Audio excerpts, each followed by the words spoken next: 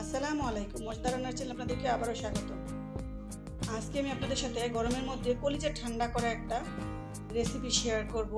এটাকে আমরা ফ্রুটসের ডেজার্ট বা ড্রিঙ্কসও বলতে পারি। তো এটা খেতে কিন্তু অসম্ভব মজার আর খুবই হেলদি। এই ড্রিঙ্কস বা ডেজার্টটা কিভাবে আমি হেলদি বলছি এটা জানার জন্য কিন্তু আপনাদেরকে পুরো ভিডিওটা দেখতে হবে। তো চলুন আমরা এক নজরে ভিডিওটা একবার দেখে আসি। আজকে আমি ফ্রুটস দিয়ে একটা ডেজার্ট তৈরি করব বা ড্রিঙ্কস বলতে পারেন, একদম কলিজা ঠান্ডা করা। তার জন্য ফার্স্টে আমি একটা পাতিলে পানিটাকে বলক তুলে নিয়েছি আর এখন দিয়ে দেবো সাবুদানা জাস্ট আমি 2 মুঠ কিন্তু দিলাম, বেশি কিন্তু আমি সাবুদানা এখানে ইউজ করিনি। সব কিছু একটু অল্প অল্প করে দিতে হবে, কারণ যেহেতু আমি হাফ কেজি দুধ দিয়ে করবো। তো আপনারা যদি এখানে 1 কেজি দুধ দিয়ে করতে চান তাহলে 4 মুঠ সাবুদানা দিলেই হবে। আমি যেহেতু হাফ কেজি দিয়ে করছি সেজন্য 2 মুঠ সাবুদানা এখানে ইউজ করলাম। এখন সাবুদানাটাকে একদম ফুটিয়ে নিতে হবে। এখন সাবুদানাটাকে আমি ট্রান্সপারেন্ট হওয়া পর্যন্ত অপেক্ষা করব। ট্রান্সপারেন্ট হলে সাবুদানা থেকে পানিটাকে ঝরিয়ে নিব।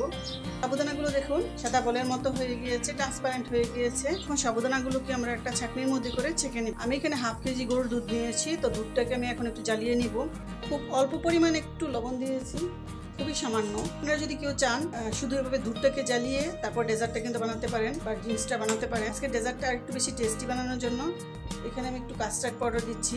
তো আমি 1 চামচ কাস্টার্ড পাউডার দিব। তো কাস্টার্ড পাউডার সরাসরি দুধের মধ্যে দেওয়া যাবে না, তাই একটু পানি দিয়ে গুলিয়ে দিব। কাস্টার্ড পাউডার কিন্তু খুব বেশি দেওয়া যাবে না, তাহলে কিন্তু কাস্টার্ড হয়ে যাবে। তো আমরা কিন্তু আসলে কাস্টার্ড বানাতে চাচ্ছি না। তো দেখুন 1 চা চামচ কাস্টার্ড পাউডার ফার্স্টে একটু পানি দিয়ে আমি গুলিয়ে নিয়েছি। সরাসরি দিলে কিন্তু দলা পাকিয়ে যেত গরম দুধের মধ্যে। কাস্টার্ড পাউডারটা দেওয়ার কারণে দেখুন কালারটা সুন্দর চলে আসছে। কাস্টার্ড পাউডারটা দেওয়ার কারণে একটু থিকনেস চলে আসছে। আমরা যেখানে ফ্রুটস ইউজ করবো তো চিনিটা দিচ্ছি। চিনিটা একটু আন্দাজ বুঝে দিতে হবে, খুব বেশি মিষ্টি কিন্তু করা যাবে না। খুব বেশি মিষ্টি করলে কিন্তু এটা খেতে ভালো লাগবে না। আমি এখানে 3 টেবিল চামচ চিনি দিব। 3 টেবিল চামচ পরিমাণ চিনি দিয়েছি। আমি এটাকে জাস্ট একটু জ্বালিয়ে নিব।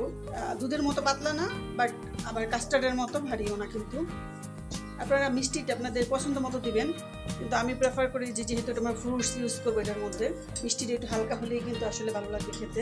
আরেকটা বলক তুলে নিলাম। এবার চুলাটাকে আমি অফ করে দিব। দুধটা কিন্তু এখনো গরম আছে। তো এই গরম দুধের মধ্যেই কিন্তু আমি চিয়া সিডটাকে দিয়ে দিচ্ছি। গরম দুধের মধ্যে চিয়া সিড দিলে চিয়া সিডটা একটু ভালো করে ফুলে উঠবে, এই জন্য এখানে আমি চিয়া সিডটা দিলাম। তো আমি 2 চা চামচ পরিমাণ চিয়া সিড দিয়েছি। আসলে এটা কিন্তু খুবই হেলদি হয়। এটাকে আমি ফ্যানের বাতাসে ঠান্ডা করব। ঠান্ডা করে বাদবাকি সব ইনগ্রিডিয়েন্টসগুলো অ্যাড করব, সাবুদানা ফ্রুট সব কিছুই। এখন কিন্তু গরম অবস্থাতে কোনো কিছু অ্যাড করা যাবে না। ফার্স্টে ফ্যানের বাতাস ঠান্ডা করে নিতে হবে। ঠান্ডা করে তারপরে কিন্তু সব কিছুকে অ্যাড করতে হবে। এখন জাস্ট ফ্রুটসের যে ডেজার্টটা বানাবো এটাতে যে ফ্রুটসগুলো আমি ইউজ করবো তা দেখিয়ে দিচ্ছি। আমি বেশ খানিকটা আঙুর নিয়েছি, কিছুটা খেজুর নিয়েছি, একটা অ্যাপল নিয়েছি আর কিছুটা তরমুজ নিয়েছি। ফ্রুটস আপনাদের ইচ্ছা মতো আপনারা ইউজ করতে পারেন পছন্দ অনুযায়ী। আর এখন যেহেতু তরমুজের সিজন, তো তরমুজটা দিতে পারেন। তরমুজটা দিলে কিন্তু খুব ভালো লাগে খেতে। তো এই জন্য আমি বেশ খানিকটা তরমুজও নিয়েছি। এখন এই ফ্রুটসগুলোকে আমি কেটে নেব। আঙুর এরকম ছোটো ছোটো পিসেস করে আমি কেটে নিলাম। জাস্ট এরকম ছোট করে কেটে নেবো। সবকিছু এরকম ছোট করে কিন্তু আমরা কেটে নেবো। এই তরমুজটাকে যে আমি নিয়েছি, তরমুজের কিন্তু সিডগুলোকে নেওয়া যাবে না, কারণ সিড নিলে কিন্তু এটা খেতে ভালো লাগবে না।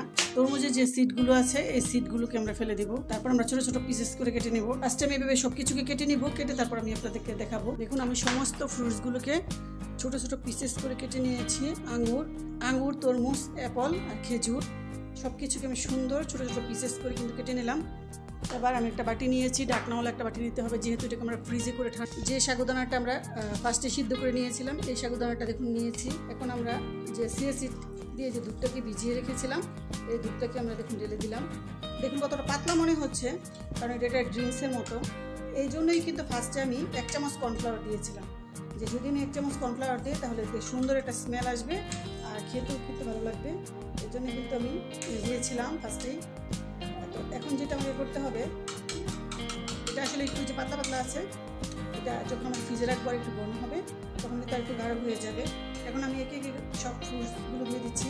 অ্যাপল দিয়ে দিলাম, তরমুজটাও দিয়ে দিচ্ছি, আঙুরটাও দিয়ে দিলাম। সব ফ্রুটসগুলো কিন্তু আমরা দিয়ে দিচ্ছি।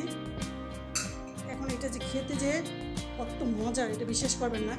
জাস্ট একটু ঠান্ডা করে নিতে হবে। ঠান্ডা ছাড়া কিন্তু খাওয়া যাবে না। ঠান্ডা না করে যদি আমরা খাই তাহলে কিন্তু এটা ভালো লাগবে না। অবশ্যই কিন্তু আমরা ঠান্ডা করব, ঠান্ডা করে তারপরে খাবো। এখন এই ডেজার্টটাকে আমরা ডেজার্ট বা ড্রিঙ্কস যাই বলি ফ্রুটসের, এটাকে আমরা ফ্রিজের নর্মাল চেম্বারে রাখবো। তারপর কিন্তু আমরা ঠান্ডা ঠান্ডা পরিবেশন করবো, একদম কলিজাটা ঠান্ডা হয়ে যাবে, জুড়িয়ে যাবে এটা খেলে। এই গরমের দিন কিন্তু এরকম একটা হেলদি ফ্রুটসের ডেজার্ট কিন্তু আমরা সহজে বানিয়ে খেয়ে নিতে পারি।